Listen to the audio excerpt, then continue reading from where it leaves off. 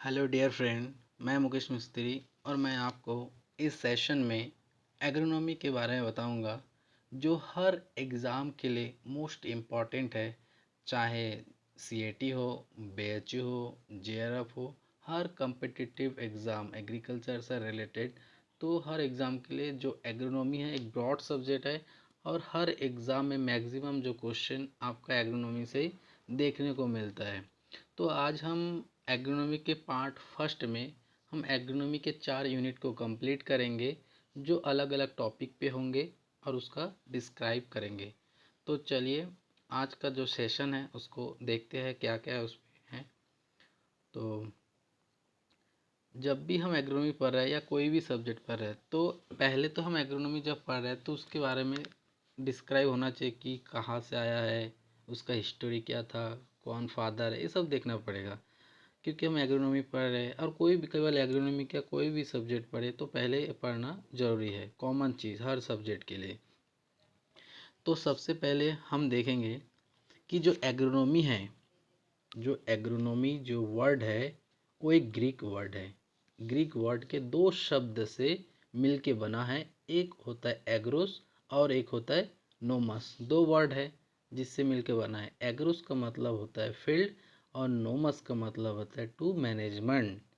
मतलब फील्ड का मैनेजमेंट करना ही क्या बोलेंगे, एग्रोनॉमी बोलेंगे। ठीक है, सीधी सी बात में। और फील्ड का मैनेज क्यों करते हैं, क्योंकि फार्मर को क्या चाहिए, हाई प्रोडक्टिविटी चाहिए। तो इसलिए क्या करते हैं, उसको अच्छे से मैनेज करते हैं। तो मैनेज करना ही एग्रोनॉमी कहा जाता है। ठीक है, तो हम साइंटिफिक रूप से डेफिनेशन देखते हैं एग्रोनॉमी का। तो कैन बी डिफाइन डिफाइन करते हैं एग्रोनॉमी को as a branch of agriculture science that deal with methods which provide favorable environment to the crop for higher productivity। मतलब क्या बता रहे हैं, जो आपका एग्रोनॉमी है वो क्या है, एक ब्रांच है, एक शाखा है। किसका, एग्रीकल्चर साइंस का एक शाखा है, ब्रांच है। दैट डील, जिसमें डील करते हैं और डिस्क्राइब करते हैं किसका, मेथड का। जो क्या करता है, प्रोवाइड करता है फेवरेबल, मतलब क्रॉप के प्रति क्या करते हैं, फेवरेबल जो कंडीशन है उसको प्रोवाइड करता है, जिससे क्या होता है, क्रॉप में हाई प्रोडक्टिविटी प्राप्त होता है। तो हम सीधी बातों में बता सकते हैं कि जो एग्रोनॉमी होते हैं, एग्रोनॉमी में क्या करते हैं, फील्ड का मैनेज करते हैं, जिससे उन क्रॉप को क्या हो, प्रॉपर जो फेवरेबल जो इन्वायरमेंट उसको मिले और जिससे हाई ज़्यादा से ज़्यादा क्या हो, प्रोडक्टिविटी या प्रोडक्शन हो। ठीक है, तो आगे देखते हैं। आगे बता रहे कि इंडियन एग्रीकल्चर, जो भारतीय जो कृषि है, इज़ प्रेडोमिनेटली मतलब मुख्य रूप से, जो भारतीय जो कृषि है मुख्य रूप से सबसिस्टेंसी टाइप, मतलब निर्भर करता है किस पर, एग्रीकल्चर पर। ठीक है, उसके बाद पेटर डिक्रीसेंजी। अब पेटर डिक्रीसेंजी जो है, पेटर डिक्रीसेंजी 1230 से 1307 एडी मीन्स एनो डोमिनी, एनो डोमिनी डोमिनी। ठीक है, एमिनो एडी का फुल फॉर्म होता है एमिनो डोमिनी। तो पेट्री जो डिक्रीसेंजी है वो 1230 से 1307 में एडी मीन्स एनो डोमिनी, उन्होंने क्या किया था, कलेक्टेड किया था many literature related to agronomy in his books. उन्होंने बुक्स लिटरेचर जो उन्होंने क्या किया था, कुछ कलेक्ट किया था, उससे एक बुक दिया था। क्या बुक दिया था, ओपस रूलरियम कैमो, जो डेरम जो बुक है उसको दिया था। फॉर द फर्स्ट टाइम, एकदम पहले टाइम ने उन्होंने बुक्स दिया था पेटर डिक्रीसेंजी, इसलिए उन्हें क्या कहा जाता है, फादर ऑफ एग्रोनॉमी भी कहा जाता है। अब एग्जाम में पूछा जाता है कि फादर ऑफ एग्रोनॉमी कौन है, तो फादर ऑफ एग्रोनॉमी पेटर डिक्रीसेंजी बहुत ही इंपॉर्टेंट है। उसके बाद वॉन हेलमोंट ने 1577 to 1644 एडी एनो डोमिनी ठीक है। इन्होंने क्या किया था, कंक्लूड किया था या कॉन्सेप्ट दिया था किसका, दैट की मेन प्रिंसिपल जो मुख्य सिद्धांत है ऑफ वेजिटेबल इज वाटर, इसका जो सिद्धांत है किसने दिया था, वन हेलमंट ने दिया था। उसके बाद जेथरो टूल, जेथरो टूल बहुत ही मतलब ब्रॉड एक बता सकते हैं, बहुत ही पॉपुलर साइंटिस्ट है एग्रोनॉमी में, ठीक है। जेथरो टूल 1674 टू 1741 एडी में क्या किया था, पब्लिश किया था ये बुक, कौन सा बुक को, हॉर्स होइंग हस्बेंड्री जो बुक है पब्लिश किया था। एग्जाम में आता है कि हॉर्स होइंग जो हस्बेंड्री बुक है उसका पब्लिश कौन किया था, तो जेथरो टूल्स ने किया था, ठीक है। एंड द वर्ड वीड्स जो खरपतवार का जो वर्ड्स है और जीरो टिलेज, ठीक है, was firstly given by him. इन्होंने क्या किया था, जेथरो टूल ने हॉर्स सोइंग बुक तो दिया था, साथ ही साथ क्या किया था, वीड जो टर्म है और जो जीरो टिलेज है वो शब्द भी इन्होंने ही दिया था। इसलिए इन्हें क्या कहा जाता है, फादर ऑफ वेट साइंस बोला जाता है, फादर ऑफ टिलेज भी बोला जाता है, किनको, जेथरो टूल्स को, बहुत इंपॉर्टेंट है। उसके बाद आर्थर यंग, जो आर्थर यंग है 1741 टू 1820 में एडी, ठीक है, कंडक्ट किया था किसको, पोर्ट कल्चर एक्सपेरिमेंट किया था। अब पोर्ट कल्चर एक्सपेरिमेंट क्यों किया था, इससे क्या होता, इंक्रीज हुआ था the yield of crop, crop के यील्ड को बढ़ाया था, इंक्रीज किया था, ठीक है, बढ़ाया था। बाय अप्लाइंग, किस चीज़ों का अप्लाई करके, सेवरल मटेरियल लाइक पोल्ट्री डंक, लीटर्स, गन पाउडर, ये इतना जो मटेरियल इनका यूज़ किया और इसका यूज़ करके क्या किया था उन्होंने, पॉट कल्चर जो एक्सपेरिमेंट किया था और उनसे क्या किया था, जो क्रॉप का यील्ड है उनको इंक्रीज किया था या बढ़ाया था, या उन्होंने एक्सपेरिमेंट किया था, ठीक है। पब्लिश हिज वर्क 46 वॉल्यूम, और इसके वर्क के द्वारा उन्होंने क्या किया, पब्लिश किया था 46 वॉल्यूम्स को, जिसमें से एक है एनाल्स ऑफ एग्रीकल्चर, बहुत ही इंपॉर्टेंट है, एग्जाम में पूछा जाता है कि एनाल्स ऑफ एग्रीकल्चर किसे कहा जाता है या किससे रिलेटेड है, तो आर्थर यंग से रिलेटेड है, बहुत ही इंपॉर्टेंट है। उसके बाद ए ट्रूली साइंटिस्ट अप्रोच, जो ट्रूली साइंटिफिक जो अप्रोच है टू फार्मिंग वॉज स्टार्ट, जो ट्रूली साइंटिफिक अप्रोच जो फार्मिंग है उसका स्टार्ट कब हुआ था, आपका 1840 में उसका स्टार्ट हुआ था, और बाय किसके द्वारा किया गया था, जस्टस वन लिविक्स के द्वारा इसको स्टार्ट किया था। देन आगे आगे कुछ इम्पोर्टेंट कॉन्सेप्ट है, सो इम्पॉर्टेंट कॉन्सेप्ट बहुत ही इम्पोर्टेंट है। तो सबसे पहले देखते हैं कि लीफ एरिया इंडेक्स, ठीक है। अब लीफ एरिया इंडेक्स क्या होता है, जो लीफ एरिया इंडेक्स है उसका कॉन्सेप्ट किसने दिया था, वाटसन ने दिया था, कब दिया था, 1948 में दिया था। जो लीफ एरिया जो इंडेक्स है उसका कॉन्सेप्ट कौन दिया था, वाटसन ने दिया था, कब दिया था, 1948 में दिया था, ठीक है। अब लीफ एरिया इंडेक्स किसको बोलेंगे, तो it is a ratio between total leaf area into ground area is known as leaf area index, मतलब टोटल जो लीफ एरिया होंगे और जो ग्राउंड एरिया होंगे उनके जो अनुपात होंगे उनको बोला जाता है लीफ एरिया इंडेक्स। जैसे मान लीजिए एक प्लांट हो गया, ठीक है, एक प्लांट हो गया, इसका कैनोपी, इसका लीफ कितना एरिया है, ठीक है, क्या बता, टोटल लीफ एरिया बता रहे हैं, तो टोटल लीफ एरिया कितना है और ग्राउंड एरिया कितना में फैला है, तो उसके जो रेशियो या उसका जो अनुपात होंगे उसको बोलेंगे लीफ एरिया इंडेक्स, ओके। सो आगे सेकंड लैंड इक्विवेलेंट रेशियो। अब लैंड इक्विवेलेंट रेशियो क्या होते हैं ना, so land equivalent ratio it's means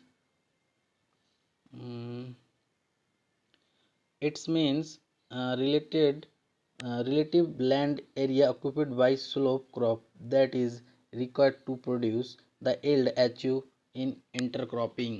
क्या बता रहा है कि जो लैंड इक्विवेलेंट जो रेशियो है उसमें ये बता रहा है कि जो सोल क्रॉप होंगे उसके लिए जो ऑक्यूपिड जो रिलेटेड जो लैंड है वो क्या करेगा, जो इंटर क्रॉपिंग जो क्रॉपिंग के जो क्रॉप है उसका प्रोडक्शन में रिक्वायर करेगा या उनका आवश्यक होता है, ठीक है। हम सिंपली भाषा में यदि देखेंगे कि लैंड इक्विवेलेंट रेशियो क्या होता है, तो यील्ड ऑफ इंटर क्रॉपिंग और यील्ड ऑफ सोल क्रॉप के जो अनुपात होंगे या रेशियो होंगे उसको बोलेंगे लैंड इक्विवेलेंट रेशियो। जो यील्ड ऑफ इंटरक्रॉपिंग होंगे उसमें आपका मेन क्रॉप भी आ जाएगा प्लस आपका जो इंटरक्रॉप आएगा वो भी आ जाएगा। ठीक है, तो जो ए है वो क्या है आपका सोल क्रॉप है और जो बी है वो आपका इंटर क्रॉप आ जाएगा। देन आगे बता रहा है कि जब land equivalent ratio more than एक से ज़्यादा होगा, जब लैंड इक्विवेलेंट रेशियो तो आपके लिए क्या होगा बेनिफिशियल होगा, फ़ायदेमंद होगा। उसके बाद बता रहे कि जो लैंड इक्विवेलेंट रेशियो है 1.10 मीन्स मिक्सचर गिव्स 10% मोर यील्ड। यदि लैंड जो इक्विवेलेंट जो रेशियो है 1.10 होता है तो आपका यील्ड कैसे होंगे 10% ज़्यादा होगा आपका। देन उसके बाद क्रॉपिंग इंटेंसिटी। सो क्रॉपिंग इंटेंसिटी क्या होते हैं total crop area but A net cropped area into 100, उसको क्या बोलेंगे क्रॉपिंग इंटेंसिटी। टोटल कितना आप क्रॉप को सोइंग कर रहे हैं, ठीक है, और नेट कल्टीवेटेड एरिया आपके पास कितना है। ठीक है, जैसे मान ली एक फील्ड है तो ये आपका क्या होगा एक नेट कल्टीवेटेड एरिया हो गया। अब इसमें आप क्या कर रहे हैं इतना जो पोर्शन है आप उसमें क्रॉप को सोइंग कर रहे हैं, तो टोटल जो क्रॉपिंग जो एरिया है तो ये क्रॉपिंग एरिया हो गया क्योंकि आपने इतना क्रॉप ग्रो किया तो ये आपका क्रॉपिंग एरिया हो जाएगा। और बता रहे नेट कल्टीवेट आपके पास इतना टोटल कल्टीवेट के लिए जगह है तो वो हो जाएगा नेट कल्टीवेटेड इंटू 100, उसको हम बोलेंगे cropping intensity. Cropping intensity of India is nearly 35%। India में जो क्रॉपिंग इंटेंसिटी है लगभग 135% है। ठीक है, कितना 135% उसका एरिया। उसके बाद फोर्थ आपका crop rotation. So crop rotation क्या है in crop rotation land is fix but crop rotate year after year on same land. बता रहा है कि जो क्रॉप रोटेशन है उसमें क्या जो आपका लैंड होगा जो आपका भूमि होंगे या ज़मीन होंगे वो कैसे होंगे फिक्स होंगे, ठीक है, परमानेंट होंगे, बट जो आपका क्रॉप होंगे उसको आप रोटेट करेंगे। ठीक है, मान लीजिए इस बार आपने धान लगाया फिर उसका कल्टीवेट का अगले साल उसमें क्या क्या आपने पल्सेस लगाया। ठीक है, इस प्रकार से आप क्रॉप को रोटेट करें तो आपका क्रॉप रोटेशन हो जाएगा। ठीक है, उसके बाद क्या बता रहे कि आफ्टर कल्टीवेशन सीरियल, जैसे सीरियल का कल्टीवेशन हो गया शुड बी टेकन लेते हैं pulse crop the next year. उसके बाद जब नेक्स्ट ईयर में क्या करते हैं पहले हमने सीरियल ले लिया फिर उसका नेक्स्ट ईयर जब जाएंगे तो हमने क्या लिया वहाँ पे पल्सेस को ले लिया, तो ये क्या हो जाएगा आपका क्रॉप रोटेशन हो जाएगा। ठीक है, अब क्रॉप रोटेशन से क्या क्या आपको बेनिफिट होगा जैसे it's maintain and improve soil fertility. इससे क्या होंगे आपका जो सोयल होंगे वो फर्टिलिटी इम्प्रूव होगा मेंटेन रहेगा। ठीक है, उसके बाद it's check the soil erosion and conservation हो। इससे क्या होगा आपका जो सोयल का जो मॉइस्चर है उसका कंजर्वेशन भी अच्छे से हो पाएगा। दिस इंसिडेंट ऑफ हार्मफुल, इससे क्या होंगे जो हार्मफुल पैथोजन है लाइक इंसेक्ट पेस्ट हो गया नेमाटोड हो गया वीड्स हो गया which are associated with particular crop can be manage. तो क्या होंगे इससे जो भी आप क्रॉप रोटेशन करेंगे तो आपका जो हार्मफुल जो इंसेक्ट है पैथोजन है नेमाटोड है या वीड का जो संक्रमण है इन्फेक्शन है वो क्या होगा मैनेज होता है किससे आपका क्रॉप रोटेशन से। आप लैंड को रोटेट नहीं करेंगे ओनली क्रॉप को रोटेट करेंगे। ठीक है, then next crop rotation intensity. अब क्रॉप रोटेशन इंटेंसिटी बहुत ही इंपॉर्टेंट है, बहुत ही इंपॉर्टेंट। ठीक है, क्रॉप रोटेशन इंटेंसिटी में क्या करेंगे अपन नंबर ऑफ क्रॉप लेंगे इन रोटेशन में। ठीक है, क्या करेंगे नंबर ऑफ क्रॉप कितने क्रॉप को हम रोटेट कर रहे हैं और नंबर ऑफ ईयर और उस क्रॉप का क्या ईयर कितने साल में कर रहे हैं इनटू 100। ठीक है, उसको हम बोलेंगे क्रॉप रोटेशन। ठीक है, तो देखते हैं जैसे एग्जांपल अब क्रॉप रोटेशन 1 ईयर में अपन राइस ले रहे हैं और पी रहे हैं 200%।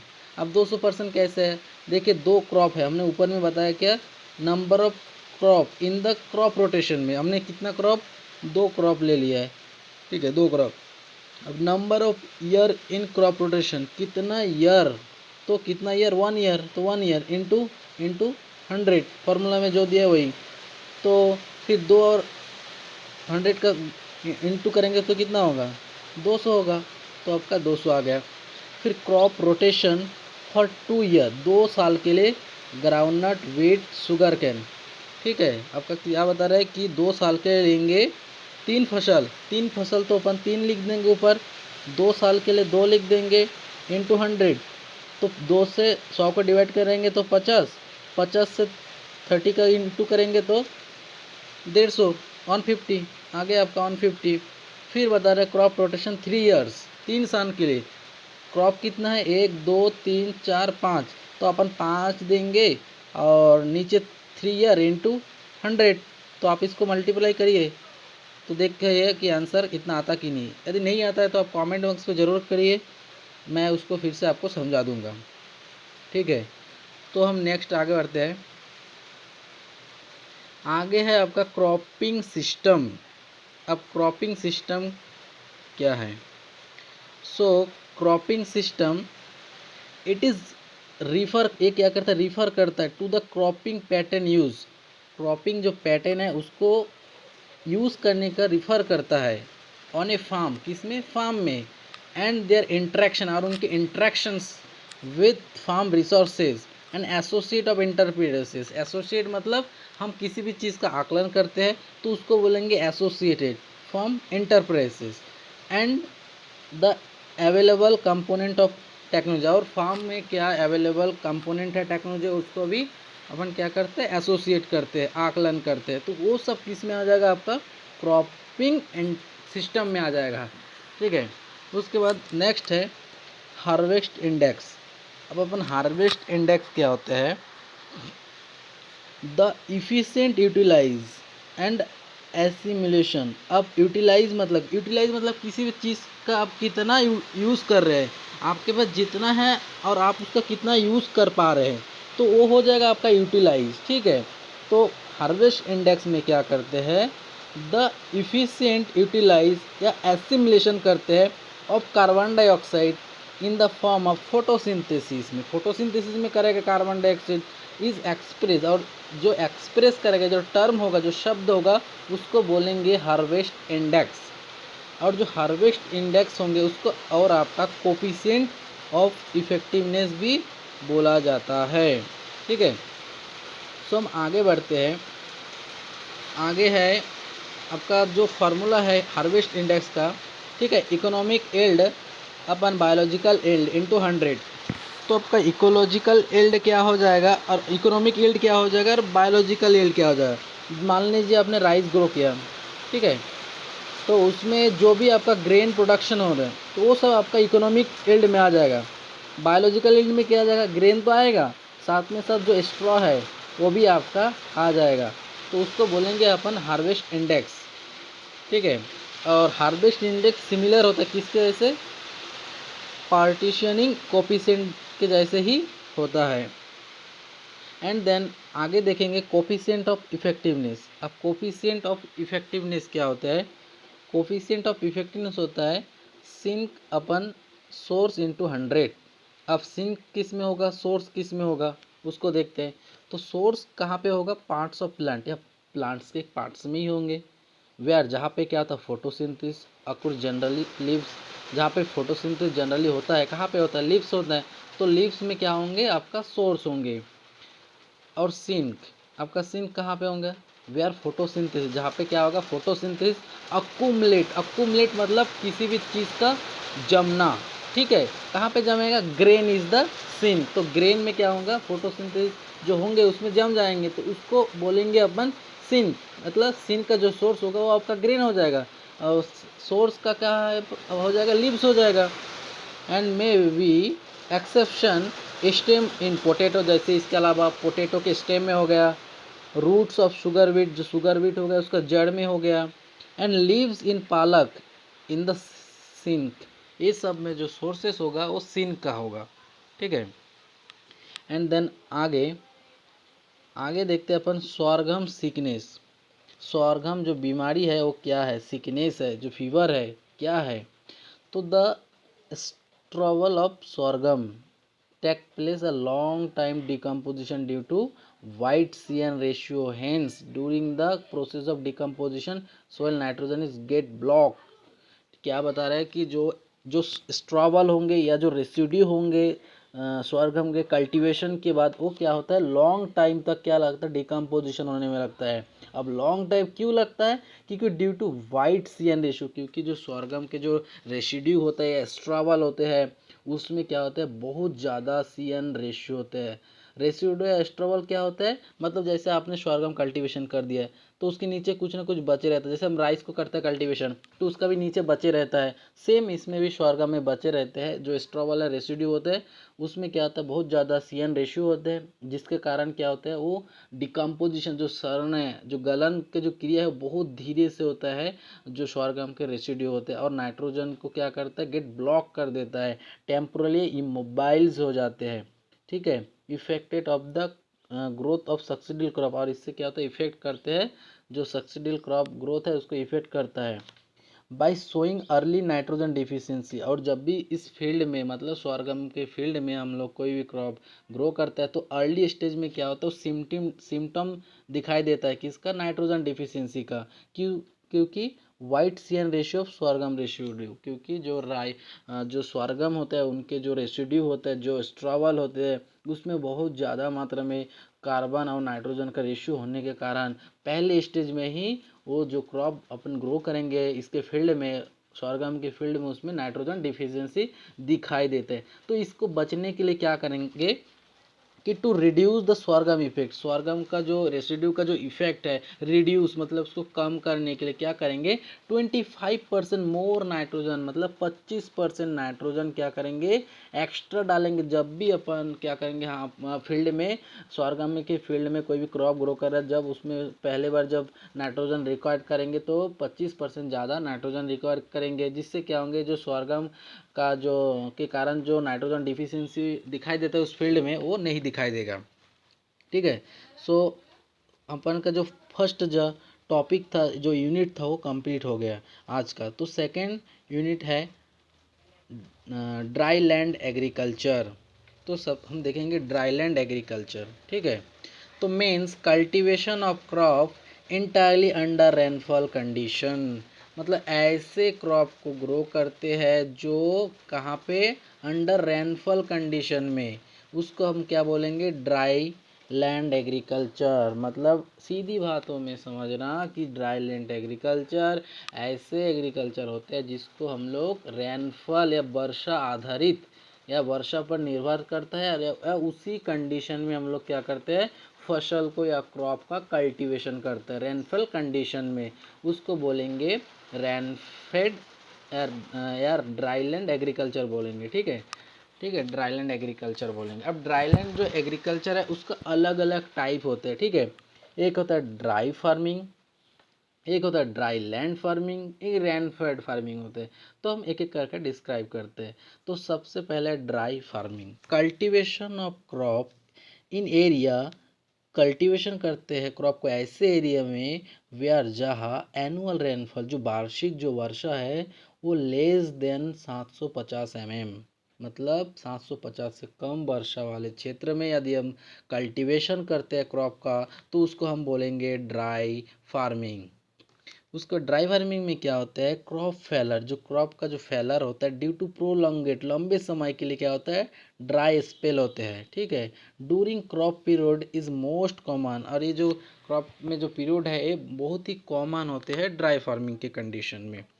उसको dry farming is practice, dry farming जो प्रैक्टिस है arid region with the help of moisture conservation practices, इसको अपन कल्टीवेशन जो करते हैं एरिड रीजन में और मॉइस्चर कंजर्वेशन प्रैक्टिसेस भी इसमें करते हैं। क्योंकि ड्राई लैंड है मॉइस्चर का कंजर्वेशन नहीं करेंगे तो क्रॉप कल्टीवेशन थोड़ी ना हो पाएगा अच्छे से। उसके बाद alternate use system is suggested in this region, इस रीजन में क्या सजेस्ट करते हैं अल्टरनेट लैंड यूज सिस्टम को सजेस्ट करते हैं, प्रोवाइड करते हैं, प्रोटेक्ट करते हैं बोल सकते हैं।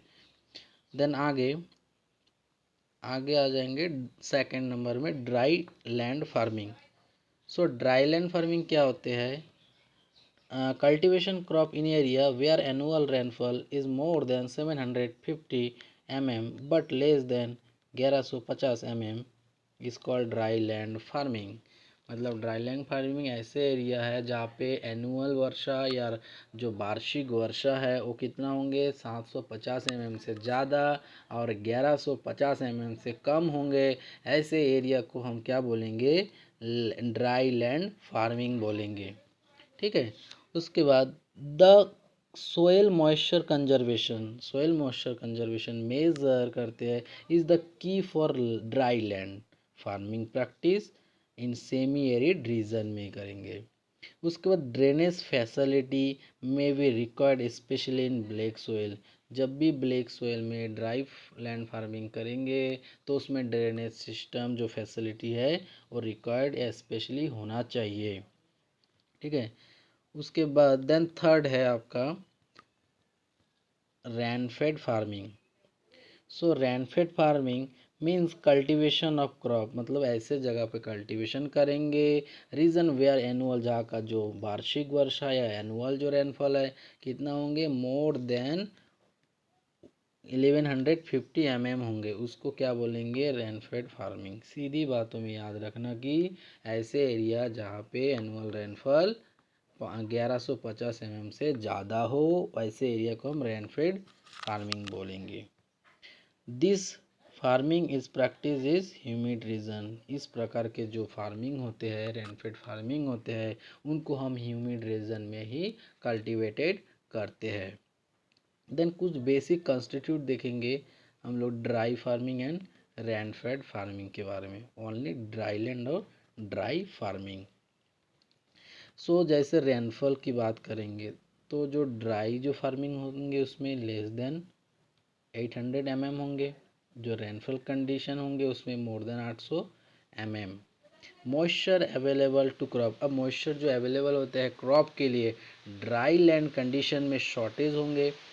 PET greater than PET means potential evapotranspiration greater than होंगे आपका पोटेंशियल है आपका PET means potential evapotranspiration greater than होगा पी से। ठीक है, इसको हम आगे जो नेक्स्ट वीडियो में इसको अच्छे से देखेंगे, पोटेंशियल जो इवापो ट्रांसमिटेशन होता है उसके बारे में। एंड देन रेनफॉल जो कंडीशन होंगे उसमें लेस देन होंगे और इनॉक्स जो वाटर होंगे वो क्या होंगे आपके पास पर्याप्त होंगे। ठीक है, क्योंकि रेनफॉल कंडीशन है तो वाटर तो अवेलेबल होंगे ही भरपूर। उसके बाद ग्रोइंग सीजन, तो ग्रोइंग सीजन होंगे वो आपका लेस देन 200 दिन का होगा। ठीक है, और जो रेनफॉल कंडीशन में है वो 200 दिन से ज़्यादा होंगे, मोर देन होंगे। और ग्रोइंग सीजन, अब जो ड्राई लैंड जो फार्मिंग है उसका कैसे सीजन में ग्रोइंग करते हैं? एक तो एरिड सब एरिड एंड सब ह्यूमिड कंडीशन में करते हैं और रेनफॉल कंडीशन में ह्यूमिड एंड सम ह्यूमिड में करते हैं। क्रॉपिंग सिस्टम, अब क्रॉपिंग सिस्टम किस टाइप के होंगे? जो ड्राई लैंड फार्मिंग है उसमें सिंगल होंगे और मिक्स क्रॉपिंग को अडॉप्ट करेंगे। जो रेनफॉल फार्मिंग हो उसमें डबल और इंटर क्रॉपिंग को अडॉप्ट करेंगे। अब कंस्ट्रेंट देखते हैं किस किस से इरोजन होते हैं। ठीक है, तो ड्राई जो फार्मिंग होंगे उसमें विंड से भी होंगे और वाटर से भी होंगे। जो रेनफॉल फार्मिंग होंगे उसमें किससे? वाटर द्वारा क्या होंगे आपका लॉसेस होंगे। ठीक है, देन सेकेंड यूनिट भी आज कंप्लीट हो गया इस सेशन में। एंड देन अपन थर्ड यूनिट की बात करेंगे एग्रोनॉमी। ठीक है, तो थर्ड यूनिट में हम क्या देखेंगे? Agro climatic regional planning. Agro climatic regional planning it was initiated, मतलब प्रारंभ में कब किया था? इसका प्रारंभ 1988 में 1988 में इसका प्रारंभ किया था, इनिशिएटेड किया था बाय किसके द्वारा? The planning commission under the 7th 5-year plan, इनके द्वारा क्या किया गया था? इनिशिएट किया गया था, प्रारंभ किया गया था 1988 में। क्या किया गया था? एग्रो क्लाइमेटिक जो रीजनल प्लानिंग है उसको एडॉप्ट किया गया था। Regional planning was come into force on the basis of, किसके बेसिस पे होंगे? Agro climatic factor balance of regional growth. उसके बाद प्लानिंग कमीशन, जो प्लानिंग कमीशन है इज़ हेडेड, उसका हेड कौन होता है? Prime minister of India. हमारे जो इंडिया का जो प्राइम मिनिस्टर होता है वही कौन होता है? हेड होता है किसका? प्लानिंग कमीशन का। और ये जो NITI जो आयोग है, इसका मतलब क्या है? National institute for transformation India. कब किया गया था? 2015 को किया गया था। Then second, agro climatic zone. ठीक है, सो एग्रो क्लाइमेटिक जोन क्या होता है? Agro climatic zone are classify करते हैं, डिवाइड करते हैं, वर्गीकरण करते हैं on the basis of criteria. किस क्राइटेरिया के बेसिस पर? Homogenesis in agro characteristics such as, जैसे रेनफॉल हो गया, वर्षा, टेम्परेचर हो गया, तापमान हो गया, सोयल हो गया, मृदा, टोपोग्राफी हो गया, वाटर रिसोर्सेस हो गया, क्रॉपिंग सिस्टम हो गया। इन सब बेसिस पे क्या करते हैं अपन? एग्रो जो क्लाइमेटिक जोन है उसको क्लासीफाई करते हैं, डिवाइड करते हैं। So according to planning commission India, India के जो प्लानिंग कमीशन है उनके बेसिस पे, उनके अकॉर्डिंग पर या उनके अनुसार क्या होते हैं? India has been divided into 15 agro climatic zone, 15 climatic zone में बांटा गया है। और according to national agriculture research project NARP, national agriculture research project and Indian council of agriculture research, India has divided into 131 agro climatic zone. और जो NARP और जो ICAR है उनके द्वारा 131 एग्रो क्लाइमेटिक जोन में डिवाइड किया गया है। ठीक है, अब एग्रो क्लाइमेटिक जो जोन है उसमें एक आता है आपका द ट्रांसजेनेटिक प्लान जोन। इसमें क्या आता है? ट्रांसजेनेटिक प्लेन जोन आता है। सो ट्रांसजेनेटिक प्लेन जोन है, इट्स कंस्टिट कहाँ बनता है? पंजाब में, हरियाणा में, union territories of Delhi and Chandigarh and Ganganagar district of Rajasthan. ऐसे एरिया में क्या बनता है आपका? क्या बनता है आपका? द ट्रांसजेनेटिक प्लान जोन बनता है। उसके बाद it is highest irrigated area. क्या है? हाईएस्ट इरिगेटेड एरिया है, हाईएस्ट नेट सोन एरिया है, हाईएस्ट क्रॉपिंग इंटेंसिटी है, हाई ग्राउंड वाटर यूटिलाइज, और वाटर जो ग्राउंड वाटर होता है उसका बहुत ज़्यादा यूटिलाइज भी किया जाता है।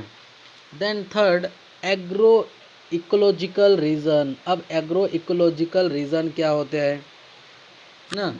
तो एग्रो जो इकोलॉजिकल रीजन, तो agro ecological region is the unit cut of agro climatic reason.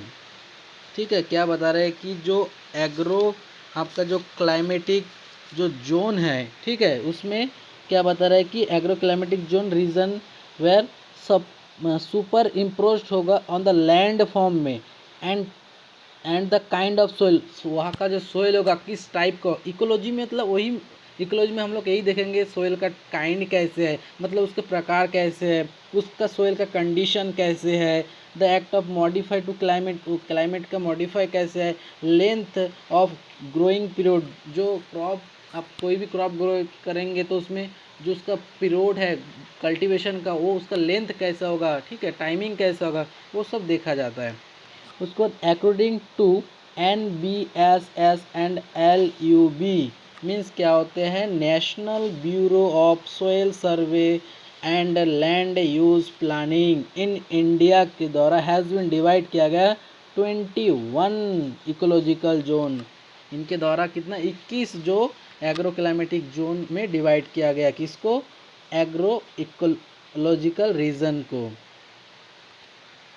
उसके बाद आगे है अकॉर्डिंग टू ICAR, जो इंडियन काउंसिल ऑफ एग्रीकल्चर है, उनके द्वारा आपका कितना भागों में? 8 जो क्लाइमेटिक जोन में बांटा गया है। ठीक है, उसके बाद चौथा अपन देखते हैं ड्रॉट है, बहुत ही इम्पोर्टेंट है, टॉपिक है, बहुत ही इम्पोर्टेंट। सो ड्रॉट क्या होते हैं? ठीक है, एज ए सिचुएशन, एक क्या होता है? एक सिचुएशन होता है, एक स्थिति होता है इन एनी एरिया, किसी भी एरिया का, इन ईयर व्हेन जहाँ annual rainfall is less than 75%, जहाँ का रेनफॉल क्या होंगे 75% से कम होगा या कम होगा, ऐसे जो एरिया होंगे उस एरिया को हम बोलेंगे ड्रॉट। ड्रॉट मीन सूखा, एकदम नाम से ही समझ में आ रहा है सूखा, जहाँ पे वर्षा 750 बोल सकते हैं अपन, या 750 या 75 जो परसेंट है एक ही चीज़ है, ठीक है। तो ऐसे एरिया को हम क्या बोलेंगे, ड्रॉट बोलेंगे, ठीक है।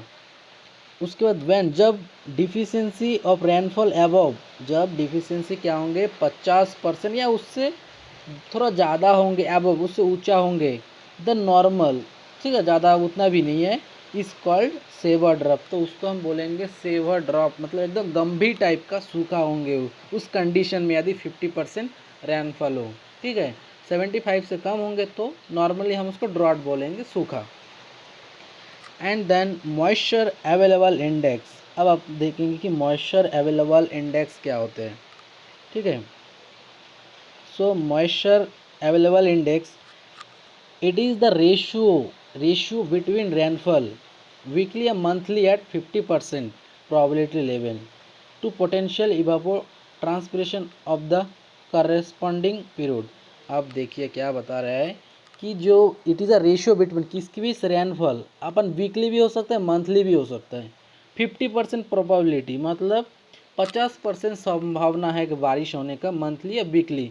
जैसे एक सिक्का हो गया, उसका एक साइड हेड होता है, एक साइड टेल होता है, तो आप उछालोगे तो क्या 50% संभावना रहता है कि वो हेड आएगा और 50% टेल आता है। एज ए सेम कंडीशन यहाँ पे ही बताया जा रहा है कि 50% प्रोबेबिलिटी होने का चांसेस है, ठीक है। तो जो मॉइस्चर अवेलेबल इंडेक्स है उसका फॉर्मूला है रेनफॉल एट 50% प्रोबेबिलिटी बटे PET, मतलब पोटेंशियल इवापो ट्रांसपिरेशन। इन दोनों के जो रेशियो है या अनुपात है उसको हम बोलेंगे मॉइस्चर अवेलेबल इंडेक्स।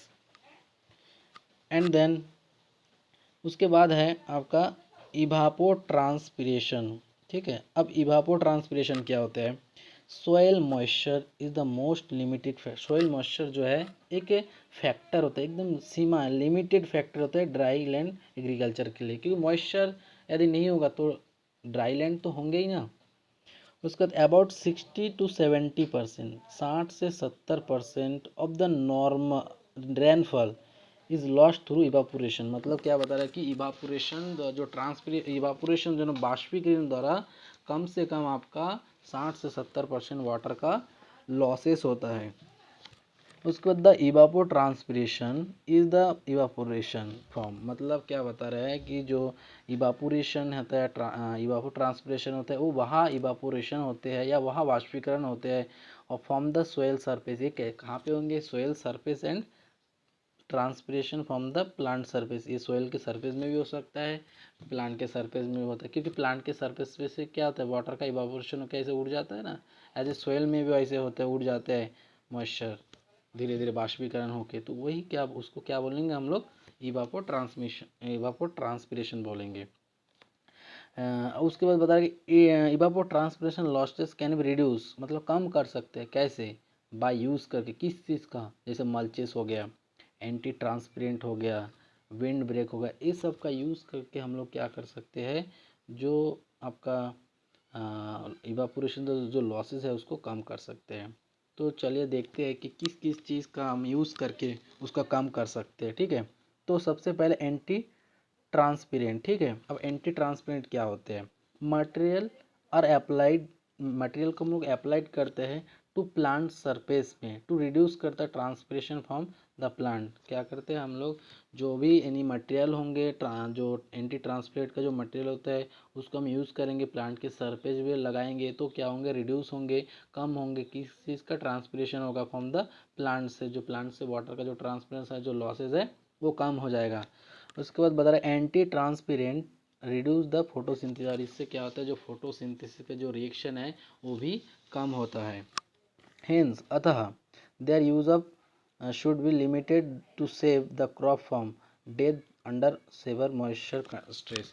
अब जो भी अपन एंटी ट्रांसपेरेंट का यूज़ करेंगे वो भी अपन जो क्रॉप में यूज़ करेंगे या प्लांट में, उसमें भी एक लिमिट करके उसको यूज़ करें, क्योंकि यदि ज़्यादा हम लोग ने एंटी ट्रांसमिट का यूज़ कर दिया तो उसमें फोटोसिंथेसिस बंद हो जाएगा, जिससे प्लांट डेथ हो जाएगा। क्योंकि अब यदि ट्रांसपिरेशन बिल्कुल ना हो तो प्लांट के अंदर जो वाटर का जो स्ट्रेस है वो बहुत बढ़ जाता है, जिसके कारण प्लांट डेथ भी हो सकता है। इसलिए एक लिमिट, एक सीमाओं पर क्या करेंगे, एंटी ट्रांसपेरेंट का यूज़ करेंगे।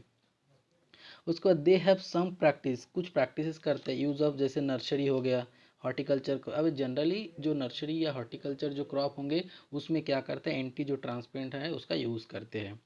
Anti transpirant are mainly 4 type, और जो एंटी जो ट्रांसपेरेंट होता है वो मुख्य रूप से 4 टाइप का होता है।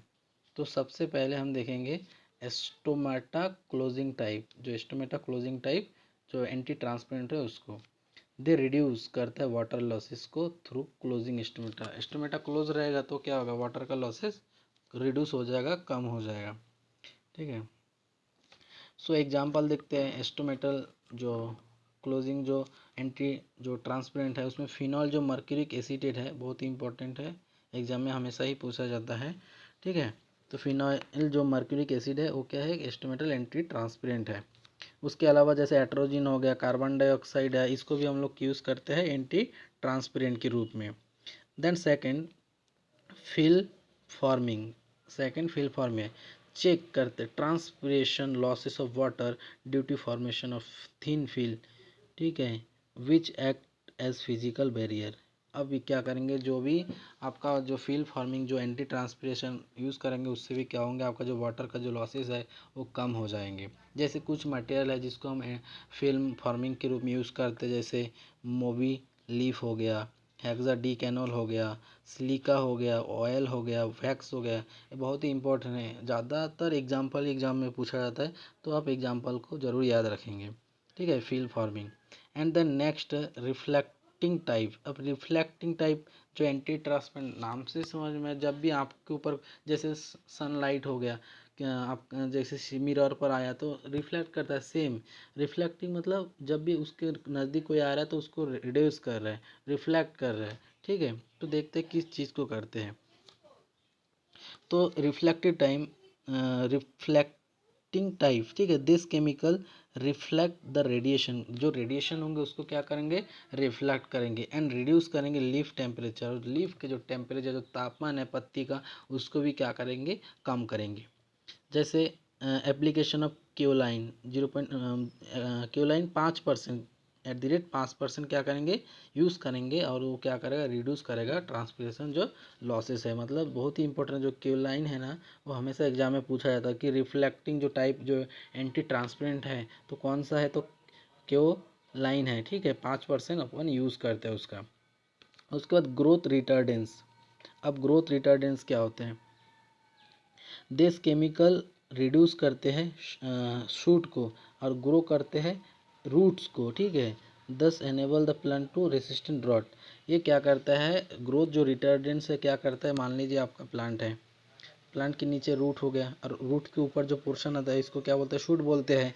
तो ये रूट्स के जो पोर्शन है ना, इसको क्या करते हैं, बढ़ाने का काम करता है ग्रोथ रिटार्डेंट, और शूट को जो बढ़ने का जो क्रिया है ना उसको कम करते हैं। अब शूट मान लीजिए आपका एरिया कम हो गया तो लॉसेस भी तो कम ही होगा ना, इसीलिए क्या करते हैं, वो शूट को कम करते हैं और रूट को इंक्रीज करवाते हैं। जैसे कुछ केमिकल होता है ग्रोथ रिटार्डेंट्स, जैसे आपका साइकोसेल हो गया, बहुत ही इंपॉर्टेंट है, कई बार एग्जाम में पूछा भी गया है। ठीक है, ग्रोथ रिटार्डेंट्स एग्जाम्पल का तो आपका साइकोसेल है ग्रोथ रिटार्डेंट। ठीक है, सो आगे देखते हैं, आगे देखेंगे अपन विंड ब्रेक। ठीक है, विंड ब्रेक। अब विंड मतलब तो हवा होंगे और ब्रेक मतलब किसी भी चीज़ को रोकना, तो विंड ब्रेक मतलब विंड को रोकना। And shelter belts. ठीक है, दोनों का काम क्या होता है, विंड जो होंगे उसको फ्लो होंगे उसको रोकना, क्रॉप को प्रोटेक्ट करना रोक के। ठीक है, तो देखते हैं क्या होते हैं। तो wind break are such structure. Wind break क्या होता है, एक प्रकार के एक स्ट्रक्चर होता है, एक संरचना होते हैं, which break the wind flow, जो रोकता है किसका, विंड फॉलो को, एंड रिड्यूस करता है विंड के स्पीड को। ठीक है, जो विंड के जो फ्लो होंगे जो स्पीड होंगे उसको क्या करेंगे, रोकेंगे, और रिड्यूस करेगा, कम करेगा विंड की जो स्पीड है उसको भी। ठीक है, उसके वेल जब shelter belt are row of tree या shrubs planted across wind direction of protection of the against wind, wind के अगेंस्ट क्या करते हैं, प्रोटेक्ट करते हैं। और ये वेल्ट जो शेल्टर बेल्ट होंगे उस कंडीशन में क्या करेंगे, क्रॉप को अपन रो फॉर्म में उसको ग्रो करेंगे, उसमें क्रॉप या श्रब्स जो भी ग्रो करेंगे वो रो के फॉर्म में होंगे और वो विंड को प्रोटेक्ट करेगा, विंड से क्रॉप को, ठीक है। उसके बाद है आपका wind break and shelter belt provide करता है, प्रोटेक्ट शेल्टर अगेंस्ट, ठीक है। Desiccating winds the extend of 5 to 10 times of the high of the tall tree, जो टॉल ट्री होंगे ना, जो बड़े बड़े ट्री होंगे, ठीक है, टॉल ट्री के लिए 5 to 10 times height of tall tree windward. अब विंडवर्ड क्या होता है, windward side and up to अपन 30 जो टाइम्स होंगे वो लीवर्ड्स के लिए, जैसे मान लीजिए एक माउंटेन हो गए, ठीक है, ये आपका माउंटेन हो गया एक, ठीक है, माउंटेन, रुकिए अच्छे से बना नहीं है, मान लीजिए एक आपका एक माउंटेन हो गया, ठीक है, ये क्या है आपका माउंटेन है, पहाड़ है, ठीक है। अब यहाँ से क्या हो रहा है, लॉन्ग ट्री लगा है, ठीक है, तो ये जो विंड जब ऊपर के ऐसे जा रहा है ना, तो ये हो जाएगा आपका विंड वर्ड, क्या हो जाएगा, विंड वर्ड। और जब ये नीचे के जा रहा है ना, तो ये आपका हो जाएगा लीवर्ड, ठीक है। तो लीवर्ड और विंडवर्ड क्या है समझ में, जब विंड क्या करेगा ऊपर की ओर फोके, टॉल ट्री है तो विंड क्या जाएगा, सीधा थोड़ी ना निकलेगा, ऐसे ऊपर ऊपर जाएगा। अब जब टॉल आएगा तो धीरे धीरे क्या ऐसा आ जाएगा, तो ये क्या होगा आपका लीवर्ड और विंडवर्ड हो जाए। देन आगे है एग्रो फॉरेस्ट्री। अब एग्रो फॉरेस्ट्री आपका जो नाम से इजी स्पष्ट है रहा है कि जो एग्रो जो फॉरेस्ट्री है, ठीक है, एग्रो मीन्स जो भी एग्रीकल्चर क्रॉप होंगे, फॉरेस्ट मीन्स जो फॉरेस्ट क्रॉप होंगे, ठीक है। तो agro forestry is a sustainable land management, यह एक मैनेजमेंट होता है सस्टेनेबल लैंड का, भूमि का एक सिस्टम है विच जिसमें क्या करते हैं, इंक्रीज करते हैं the use of land combine, जिसमें क्या करते हैं, लैंड को कंबाइन करके हम उसको यूज़ करते हैं, उससे इंक्रीज करते हैं, क्या इंक्रीज करते द प्रोडक्शन ऑफ क्रॉप को, जैसे फूड क्रॉप हो गया, फॉरेस्ट क्रॉप हो गया, अदर देन एनिमल्स हो गए, तो कंबाइन करके अपन कल्टीवेशन कर रहे, तो उसको हम बोलेंगे agro forestry. And it is also known as tree crop planting system, इसको और क्या बोलेंगे अपन, ट्री क्रॉप प्लांटिंग सिस्टम भी बोलेंगे। किसको बोलेंगे, एग्रो फॉरेस्ट्री, याद रखेंगे, एग्रो फॉरेस्ट्री को ट्री क्रॉपिंग या ट्री क्रॉप प्लांटिंग सिस्टम भी कहा जाता है। एंड देन आगे कुछ कंपोनेंट देखेंगे एग्रो फॉरेस्ट्री के, ठीक है, कुछ कंपोनेंट जैसे एग्री सिल्वीकल्चर। एग्री सिल्वीकल्चर नाम से समझ, एग्री मतलब एग्रीकल्चर क्रॉप हो जाएगा, और सिल्वी मीन्स फॉरेस्ट क्रॉप या सिल्वी कल्चर, ठीक है, सिल्वी कल्चर मतलब फॉरेस्ट जो भी क्रॉप होंगे उसको ग्रो करेंगे, तो उसको बोलेंगे अपन एग्री सिल्वी कल्चर। उसके बाद आपका जैसे सिल्वो पास्चरल सिस्टम। अब देखिए silvo means silvo culture, silvi culture means forest crop, forest crop और सिल्वी कल्चर एक ही चीज़ है, याद रखना। तो सिल्वो मीन्स सिल्वी कल्चर और पास्चर मीन्स पास्चर मैनेजमेंट, मतलब जो घास वाला पास्चर होता है ना उसको बोलेंगे। एंड उसके बाद थर्ड जैसे agro silvo pasture, agro means agriculture crop, silvo means silvi culture या फॉरेस्ट क्रॉप, और पास्चर मीन्स पास्चर मैनेजमेंट, तो इसको बोलेंगे अपन एग्रो सिल्वी पास्चर, ठीक है। And then agri horti silvi system, agri means agriculture crop, horti means जो horticulture crop होगा, और सिल्वी मीन्स सिल्वी कल्चर या फॉरेस्ट क्रॉप, उसको बोलेंगे agri horti silvi cultural system. And then last है agri silvi aquaculture, agree means agriculture crop, silvi means silvi culture या forest crop, और aquaculture means fish culture, ठीक है, fish culture को क्या बोलेंगे अपन, एक्वाकल्चर। इन तीनों को मिला के अपन खेती कर रहे हैं, कल्टीवेशन करेंगे, तो उसको एग्री सिल्वी एक्वाकल्चर बोलेंगे, ठीक है। देखिए यहाँ पे भी दिया है एग्रीकल्चर क्रॉप, फॉरेस्ट क्रॉप और फिश प्रोडक्शन, ठीक है, उसको बोलेंगे agri silvi fish aquaculture. Then third unit भी कंप्लीट हो गया, and then fourth unit of agronomy का आज का सेशन में, सो सोयल कंजर्वेशन मेजरमेंट, कुछ सोयल का कंजर्वेशन का कुछ मेजरमेंट, ठीक है, किस किस से मेजर करते हैं। सो सबसे पहले हम देखेंगे एग्रोनॉमिक मेजरमेंट। अब एग्रोनॉमिक मेजरमेंट क्या होंगे, एडॉप्ट करेंगे। एडॉप्ट मतलब किसी भी जगह पे उसको लेके ग्रो करना, ठीक है, या एडॉप्ट करना, ठीक है। एडॉप्ट वेयर स्लोप, जहाँ पे क्या होंगे, स्लोप कितना होंगे, less than 2%। Erosion problem is not severe. ऐसे एरिया में अपन एग्रोनॉमिकल मेजरमेंट करेंगे जहाँ पे क्या होगा, जो स्लोप होंगे वो लेस देन 2% होंगे, और जो इरोजन जो प्रॉब्लम होगा जो सेवर गंभीर नहीं होगा। And it's includes contour cultivation, जैसे टीलेज हो गया, मल्चेस हो गया, एंड स्ट्रिप क्रॉपिंग हो गया। तो ये सब को क्या करते हैं अपन, इंक्लूड करते किस में, एग्रोनॉमिकल जो मेजरमेंट होंगे उसमें अपन इसको इंक्लूड करेंगे। अब पहले देखते हैं अपन कंटूर कल्टीवेशन, ठीक है। तो contour cultivation, cultivation of crop by sowing cross the slope में, स्लोप में क्या करेंगे अपन, कल्टीवेशन करेंगे तो उसको क्या करेंगे, कंटूर कल्टीवेशन बोलेंगे। इट्स कंजर्व करते, इससे क्या होते हैं, सोयल फर्टिलिटी, वाटर, ये सब को कंजर्व करते हैं किससे, कंटूर क्रॉपिंग से। And the next mulching. So mulching क्या होता है, मल्चिंग इज एनी मटेरियल, अब किसी भी तरह के मटेरियल का यूज़ करते हैं on the surface of soil के सरफेस में, टू चेक करते हैं evaporation and improve soil water. जैसे आप मान लें सोयल हो गया, इसके सरफेस में आपने पॉलीथीन डाल दिया या आपने कुछ रेसिड्यू डाल दिया, तो सोयल का जो ट्रांसपिरेशन हो वो नहीं हो पाएगा, तो जिससे क्या होगा, आपका जो सोयल का जो मॉइस्चर है वो बना रहेगा, कंजर्व हो जाएगा, ठीक है। एंड देन जैसे क्रॉप रेसिड्यू हो गया, लीव्स हो गया, मैनूर हो गया, पॉलीथीन फिल्म हो गया, इस सब का क्या करते हैं अपन, यूज़ करते हैं, ठीक है। It is most important practices या टैक्टिस है, जैसे सॉइल कंजर्वेशन का moisture and reduce soil erosion, ठीक है, इरोजन को भी क्या कर सकते हैं, रिड्यूस कर सकते हैं। तो ये मल्च का मेन आपका क्या होता है, पर्पस होता है। सो आगे आगे देखते हैं स्ट्रिप क्रॉपिंग। अब स्ट्रिप क्रॉपिंग क्या होता है, so strip cropping system of cropping है, क्रॉपिंग का क्या एक सिस्टम होता है, which long and narrow strip, क्या ऐसे होंगे, लंबे होंगे और नैरो टाइप का होंगे, इस टाइप का, ठीक है। स्ट्रिप इरोजन रेसिस्टिंग क्रॉप, और इसमें क्या करेंगे, जो भी क्रॉप अपन ग्रो करेंगे सब कैसे होंगे, रेसिस्टेंट होंगे, किसके प्रति, इरोजन के प्रति।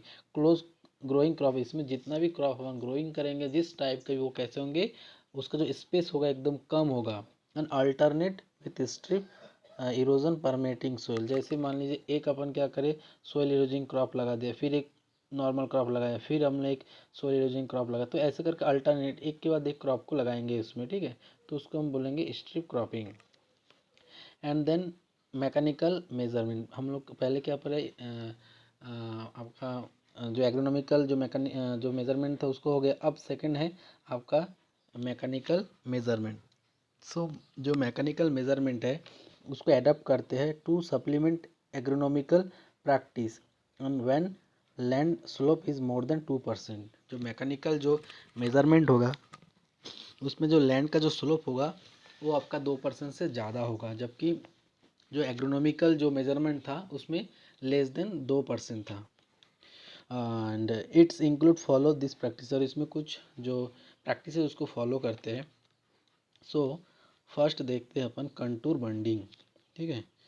कंटूर बंडिंग, अब कंटूर बंडिंग क्या होता है, कंटूर बंडिंग इज एडाप्टेड करते हैं अप टू 6% स्लोप, ऐसे लैंड होंगे जहाँ का स्लोप कैसे होंगे, ऐसे 6% का उसका स्लोप होंगे, धीरे धीरे स्लोप होंगे, तो ऐसे एरिया में अपन कंटूर बंडिंग को एडाप्ट करते हैं। एंड इज यूज़ करते हैं arid and semi arid area में, और इसको यूज़ करते हैं अपन एरिड और सेमी एरिड में, with high infiltration and permeability. इसमें इन्फिल्ट्रेशन जो रेट होता है कंटूर का बहुत होता है, जो वाटर का जो नीचे की ओर जाना, मतलब इन्फिल्ट्रेशन वर्टिकल फॉर्म में, तो उसको हम क्या बोलेंगे, इन्फिल्ट्रेशन बोलेंगे, ठीक है, वो बहुत ज़्यादा होता है कि इसमें कंटूर बंडिंग में। एंड देन ग्रेडेड बंडिंग, ठीक है। अब ग्रेडेड बंडिंग क्या होता है, रिकमेंडेशन करता है इन एरिया, ऐसे एरिया को रिसीव जहाँ का एनुअल जो रेनफॉल होगा रिसीव करता है मोर देन 800 mm पर ईयर क्या होता है, जहाँ पे जो रेनफॉल है वो 800 mm से ज़्यादा हो, वैसे एरिया में हम ग्रेडेड बॉन्डिंग करते हैं। ठीक है, इट्स जनरली जो बाउंडिंग है suitable for land having slope, जहाँ पे स्लोप कैसे होंगे 2 से 10% लैंड का स्लोप होंगे, वैसे एरिया में हम ग्रेडेड बॉन्डिंग को एडॉप्ट करेंगे। कंटूर और graded bonding are most use in India, India में बहुत ही यूज़फुल है। कौन सा, जो आपका ग्रेडेड बॉन्डिंग और जो कंटूर बॉन्डिंग है वो बहुत ही इम्पॉर्टेंट है, और उसको इंडिया में मोस्टली अडॉप्ट भी करते हैं, उसी में कल्टीवेशन भी करते हैं। देन आगे है सब सोइलिंग। ठीक है, तो सब सोइलिंग क्या होते हैं? ठीक है, तो breaking of hard pan of soil, जो हार्ड पेन मतलब एकदम कठोर टाइप का सोइल होता है उसको ब्रेक करते हैं, अलग करते हैं, तोड़ने का काम करता है। ठीक है, कौन करता है या किससे करता है? बाय द सब सॉइलर द्वारा। ठीक है, एट कितना 30 से 60 सेंटीमीटर तक डीप करते हैं, गहराई करते हैं, एंड 90 टू 180 सेंटीमीटर इंटरवल पर। ठीक है, उसके बाद then broad bed and furrow system. अब देख क्या है broad bed and furrow system. So broad bed and furrow system क्या होते हैं? देन हाँ, suitable for managing rain water, इसमें क्या करते हैं? मैनेजिंग करते हैं, मैनेजमेंट करते हैं किसको? रेनफॉल जो वाटर होंगे उसको इन डीप ब्लैक सॉइल में, वेयर जहाँ surface drainage during the monsoon period in the is the problem. और इसमें क्या करेंगे? जब भी ब्लैक सॉइल होंगे आप क्या करेंगे? ड्रेनेज सिस्टम बनाएंगे, नहीं तो बहुत ही बड़ा प्रॉब्लम होगा जब भी आपका क्या होंगे? रेनफॉल होंगे। ठीक है, इसलिए बोला जाता है सरफेस जो ड्रेनेज ड्यूरिंग, सरफेस में ड्रेनेज जो ड्यूरिंग है इन द मानसून में द मेन प्रॉब्लम है। ठीक है, एंड देन आगे है bench terracing. And bench terracing क्या होते हैं? एडप्ट इन लैंड, एडप्ट करते हैं अपन, मतलब उसको एडप्ट करते हैं इन लैंड, कहाँ पे? वेयर जहाँ पे स्लोप रेंज, स्लोप का जो रेंज होगा वो कितना 60 टू 33%, मतलब 16 से 33% स्लोप होंगे, तो ऐसे एरिया में क्या करेंगे हम लोग? ट्रेंच जो बेंच जो ट्रेसिंग है उसको एडॉप्ट करेंगे, उसी के द्वारा कल्टीवेशन करेंगे। अब पर जो स्लोप है उससे ही पता चल रहा है कि ये कैसे है? स्ट्रिप स्लोपिंग एंड अंडुलेटिंग, मतलब उबड़ खुबड़ जो ज़मीन होंगे वैसे एरिया में हम कैसे खेती करेंगे? बेंचेस टेरेसिंग जो खेती है उसको करेंगे। एंड देन उसके बाद है जिंग टेरेसिंग। अब जिंग टेरेसिंग क्या होते हैं? ठीक है, अब जिंग टेरेसिंग क्या होते हैं? एडॉप्टेड करते हैं इनलैंड, इस ऐसे एरिया में एडॉप्ट करते हैं जिंग टेरेसिंग को, जहाँ का स्लोप कैसे होंगे? 3 से 10% होंगे, वैसे एरिया में हम जिंग टेरेसिंग जो फार्मिंग है उसको एडॉप्ट करेंगे। उसके बाद जिंग टेरेसिंग आर कंस्ट्रक्टेड, निर्माण करते हैं, कंस्ट्रक्ट किसी भी चीज़ का बनना। ठीक है, in medium to depth, depth कैसे होंगे? मीडियम होंगे सोइल का, and moderate to high rainfall, यहाँ का जो रेनफॉल होगा, जो जिंग जो टेरेसिंग है यहाँ का जो रेनफॉल होगा वो कैसे होंगे? मॉडरेट टू हाई होगा। ठीक है, वैसे कंडीशन में हम लोग जिंग टेरेसिंग को एडप्ट करेंगे। उसके बाद है वेजिटेटिव बैरियर। ठीक है, अब वेजिटेटिव बैरियर क्या होता है? दे सर क्लोजली स्पेस प्लांटेशन, इसमें जो भी हम प्लांटेशन करेंगे क्रॉप का वो क्या होंगे? एकदम क्लोजली उसको स्पेस रहेगा उसका। यूजली फ्यू रो कैसे होंगे? Usually few row of grasses, कुछ जो रो होंगे उसमें ग्रासेस का होंगे या और श्रब्स ग्रो करते हैं। ठीक है, along contour for reason, contour for erosion control, इससे क्या होता है? जो इरोजन है उसके कंट्रोल को भी रोका जाता है। एंड देन खुश, खुश एक प्लांट होते हैं जो क्या, जिसका जो बॉटनिकल नेम है वो बेटीवेरा जेलानिका है। ये क्या है? Is the most suitable for plant this purpose, जो वेजिटेटिव जो बैरियर है उसके लिए बहुत ही सूटेबल है। ठीक है, इसके लिए ग्रो करते हैं खुश जैसे प्लांट को। ठीक है, एंड देन आज का लास्ट टॉपिक वर्टिकल मल्चिंग। अब वर्टिकल मल्चिंग क्या होते हैं? वर्टिकल, अब नाम से समझ में आया, वर्टिकल रहेगा तो ऐसे सीधा रहेगा, हॉरिजॉन्टल की बात करेंगे तो ऐसा रहेगा, तो वर्टिकल मल्चिस। ठीक है, अब देखते हैं कि वर्टिकल मल्चिस क्या बोल रहे हैं कि डिगिंग नैरो करते, डिगिंग करते खोद देते हैं गड्ढा। ठीक है, नैरो टाइप से ऐसा, ठीक है। Terraces occurs the slope at interval, एक के बाद एक करते हैं, ठीक है। यहाँ पे एक किए है, फिर हम लोग यहाँ पे और एक किया है। एंड प्लेसिंग, वहाँ पे डालते हैं the straw and crop residue, जो भी स्ट्रॉ होंगे या क्रॉप के जो रेसिड्यू बचे होते हैं इन दिस ट्रेस, उसमें क्या करते डालते हैं, जो भी आपके पास स्ट्रेस होगा या आपका पास जो भी रेसिड्यू उसको डालेंगे। तो किस रूप से जा रहे हैं, तो वर्टिकल फॉर्म में जा रहे हैं, सीधा हो रहा है, तो इसलिए इसको क्या बोला जाता है, वर्टिकल मल्चिंग बोला जाता है, ठीक है। और it is most practice in coffee garden, और जो वर्टिकल जो मल्चेस है, इस प्रकार जो कल्टीवेशन है वो मेनली कॉफ़ी जो गार्डन है उसमें एडॉप्ट करते हैं। तो आज का जो सेशन है यही तक था फ्रेंड। हम आज का जो 4 जो यूनिट था एग्रोनॉमी का वो कंप्लीट हो गया। सो फ्रेंड, आज का सेशन कैसे लगा प्लीज़ कमेंट बॉक्स पर बताइए। और यदि आप हमारे चैनल पर नए हैं तो प्लीज़ चैनल को लाइक और सब्सक्राइब करें, जिससे मेरे आने वाले हर वीडियो का नोटिफिकेशन आपको पहले मिले। Thank you friend.